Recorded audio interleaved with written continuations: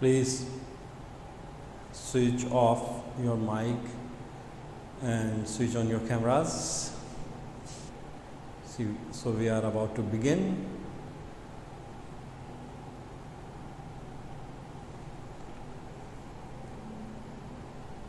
So, Assalamu alaikum everyone, and once again welcome to chemistry virtual classes.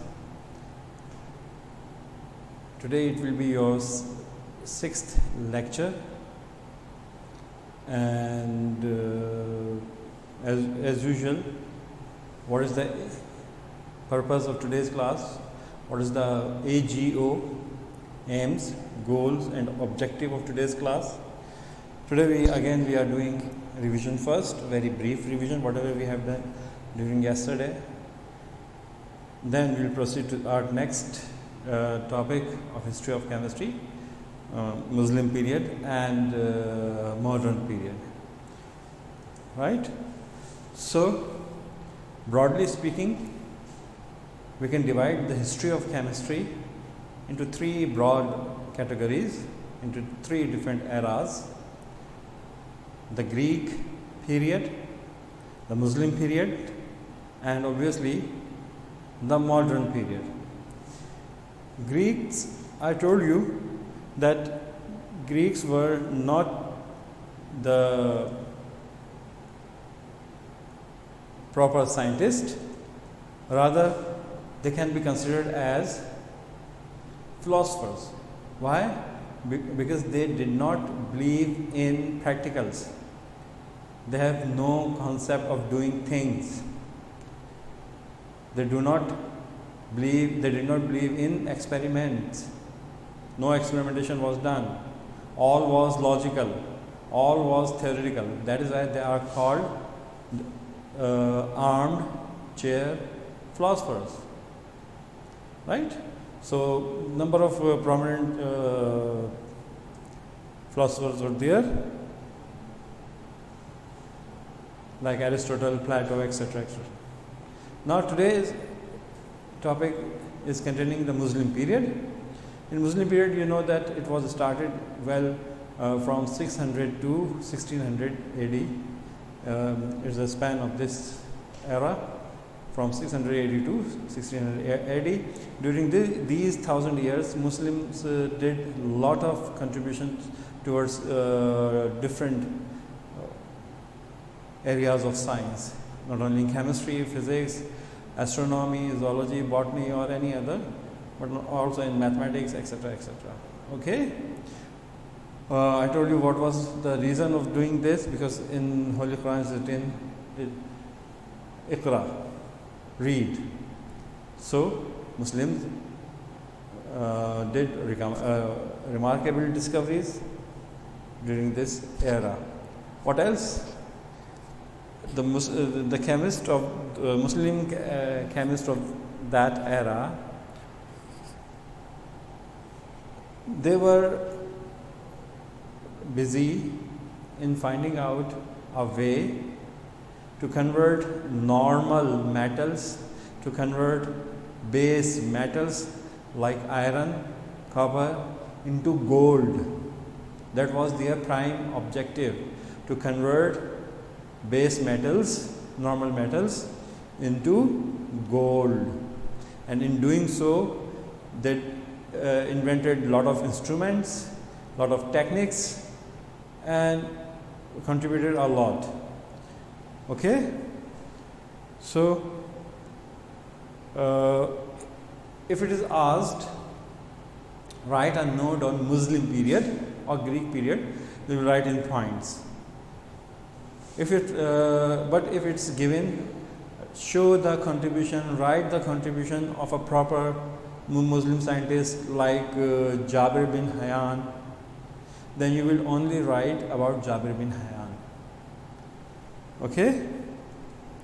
So, the first Muslim scientist, you can see on the screen, Jabir bin Hayyan or Jaber. West call him as Jaber. Then Al-Razi is there. he is called Rhazes, Rhazes, Rhazes. Then Abu Sina, or West call him Avicenna. So these 3 or 4 are the Muslim scientists. Al-Biruni is there. So we'll start from Jabir bin Hayyan, or Jabir. So Jabir bin Hayyan, he was a very famous Muslim chemist. He was not only a chemist but also showed interest in other areas of science, like you can see on the screen: chemistry, beside chemistry, cosmology, numerology, means astrology, medical sciences, etc., etc. He also wrote number of books, right? Enormous number of a variety of works in Arabic, and that his work was translated from Arabic in different languages. He invented different experimental techniques, like I told you yesterday. Distillation. Distillation is a way to obtain rose water, or to obtain extract of any other material, right? So distillation was introduced by Mr. Jabir bin Hayyan. He also prepared for the first time the 2 most important acids of chemistry lab, of very, very high importance. Nitric acid. This is not nitric acid, it is nitric acid. What is the formula of nitric acid? HNO3. This is nitric acid. And what another acid he has prepared for the first time? HCl, hydrochloric acid, or hydrogen chloride. So these are 2 most important acids that he prepared. Besides this, he worked on white lead, which is used in pens, etc. initially, formally. He invented aqua regia. What is aqua regia?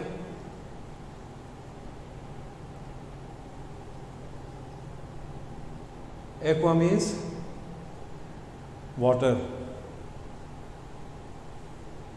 Regia means royal. So it is royal water. Why it is so called? Why it is so called royal water? See, gold. What is the symbol of gold? AU. It is nearly impossible to dissolve gold in any solvent except a few. Means if you put gold in water, it will not dissolve. You put gold in nitric acid, it will not dissolve, or hydrochloric acid, or any other thing. No solvent can dissolve gold except a very, very few. So what he did, he prepared a mixture of these 2 acids, nitric acid and hydrochloric acid. This mixture has the ability to dissolve gold. Okay? Has the ability to dissolve gold. That is why it is called aqua regia. What is aqua regia? The mixture of 2 acids, nitric acid and hydrochloric acid, which can dissolve a very noble element, gold. Okay? And what else is?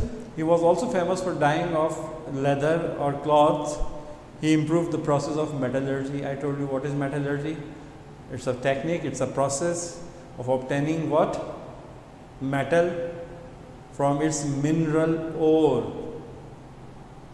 Suppose you have some mineral and you know that this contains copper. You want to separate copper, you want to purify copper from that ore. So the technique that you use is called metallurgy. So metallurgy is the way of obtaining pure metal from its mineral ore. Look, okay. So what Mr. Jabir bin Hayyan did, what he is called Jaber in West. He wrote many books. He was not only the master of chemistry but also of other subjects. He prepared different chemicals, like the most important hydrogen chloride or hydrochloric acid and nitric acid, white lead. He also prepared a mixture of nitric acid and hydrochloric acid. This mixture is called aqua regia. Why? Because it can dissolve gold in it. Okay. He also developed few techniques like distillation, which is used to extract rose water or any other kind of solution like this. Now the next is Al-Razi or Rhazes. Again, Al-Razi is the most prominent chemist of Muslim world. Besides chemistry, he contributed a lot in the field of medicine. He was a very well-known surgeon. And what is related with chemistry, he introduced opium as an anesthesia for the first time. What is opium? In local language, it is called afim. From opium, different drugs can be prepared, can be extracted, like heroin. Okay? So opium was first used as an anesthetic chemical compound by Mr. Al-Razi. And what else? His contribution, he was the first one to divide all the then known substances on the basis of their origin into two broad categories. Things, compounds obtained from living things, things obtained from non-living things. Later on, Berzelius, another chemist of modern age, he called compounds obtained from living things as organic in nature, and the compounds obtained from non-living things as inorganic in nature. So he was the first one to divide the substances on the basis of their source, on the basis of their origin, into two categories: living things and non-living thing compounds. Right? And most important thing, he was the first one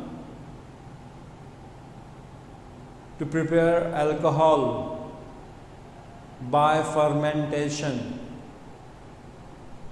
What kind of alcohol? Ethyl alcohol. What is the formula of ethyl alcohol? C2H5OH. C2H5OH. This is called ethyl alcohol or ethanol.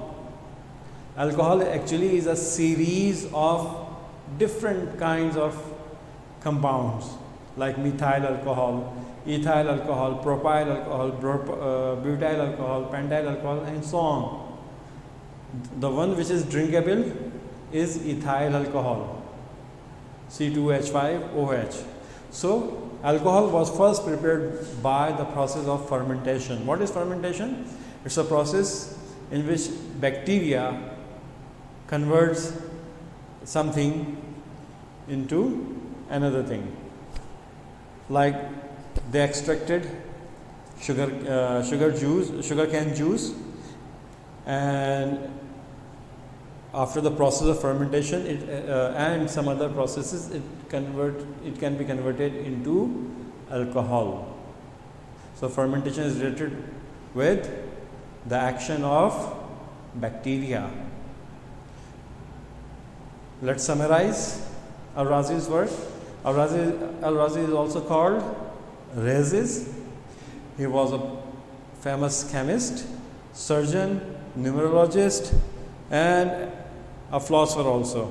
He was the first one to use opium as an anesthesia. He also divided all the then known elements on the basis of their origin into living compounds and non-living compounds.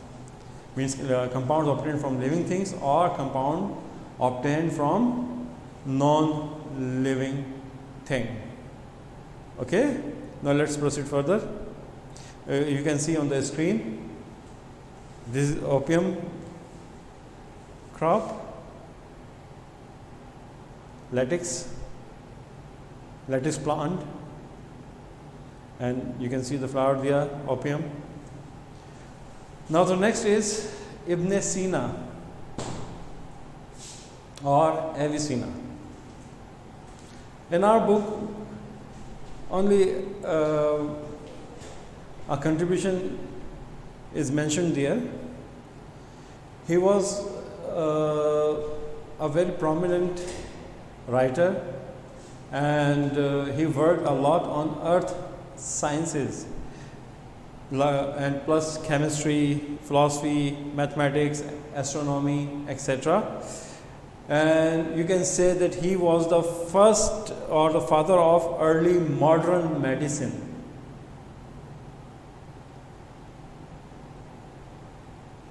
Okay, so Mr. Abu Ali Sina, he worked on different earth sciences. He also knew different subjects beside chemistry, like mathematics, like astronomy, like philosophy, etc. And he is called the father of modern medicine.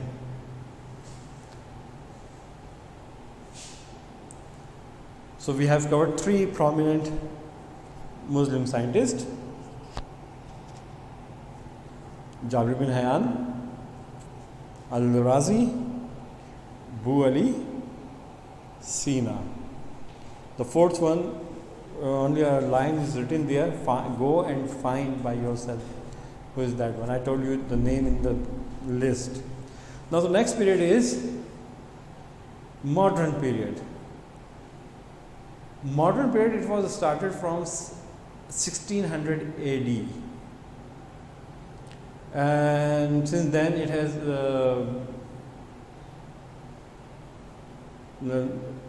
it has produced number of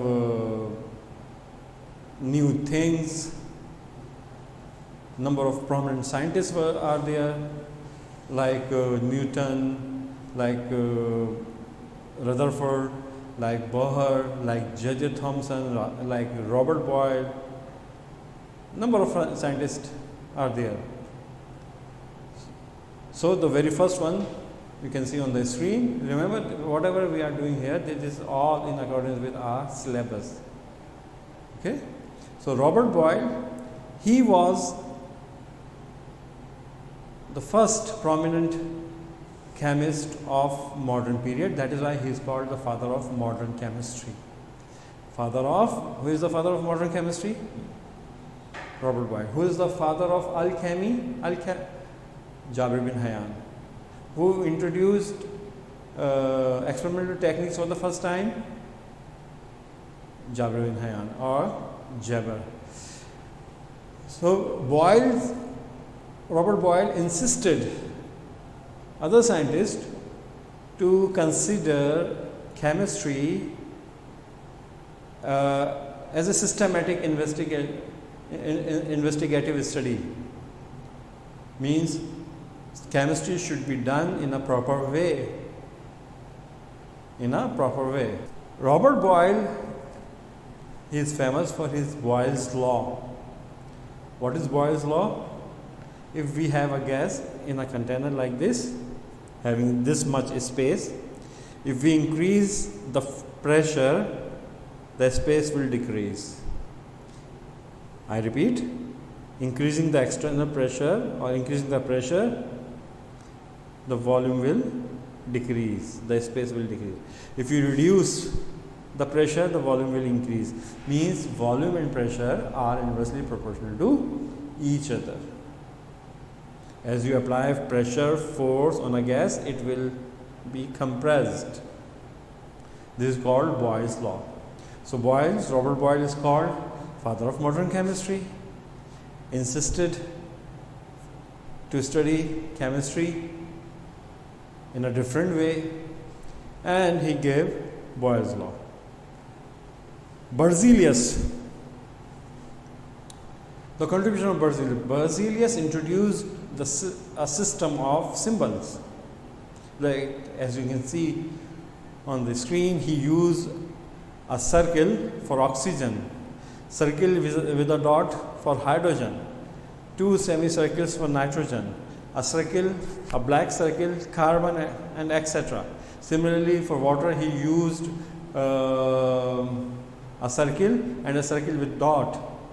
And ammonia you can see on the screen, sulfuric you can see on the screen. So this way for representing elements or compounds with the help of symbols, with the help of formulas like this, was first introduced by Berzelius.